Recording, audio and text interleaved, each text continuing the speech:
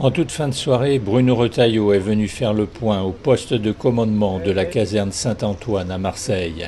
L'occasion de saluer les élus, mais aussi l'action des différents corps d'intervention, sapeurs-pompiers, forestiers-sapeurs et marins-pompiers.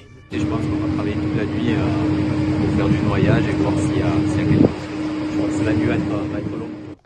L'occasion de rendre hommage aux forces d'intervention. Mais je veux leur dire que nous sommes admiratifs de leur travail.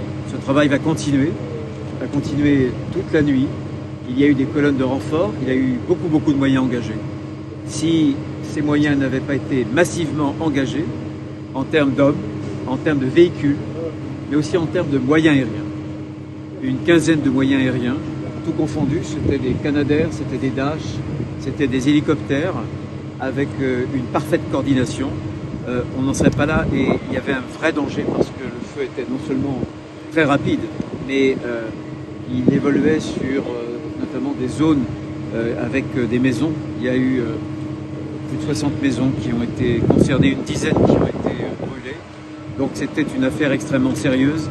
Au moment où je vous parle, il n'y a pas de mort. Mais c'est dû à l'engagement très massif de nos forces, de tous nos moyens.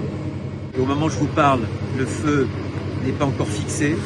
On espère que les conditions météorologiques, notamment avec le vent, la vitesse du vent permettra de fixer le feu au cours des prochaines heures. Mais il faut rester évidemment extrêmement prudent parce qu'un feu peut redémarrer. Il y a encore un certain nombre de foyers. On a vu que ce feu avait fait des sautes jusqu'à 300 mètres. Donc on est sur des phénomènes qui sont des phénomènes très dangereux.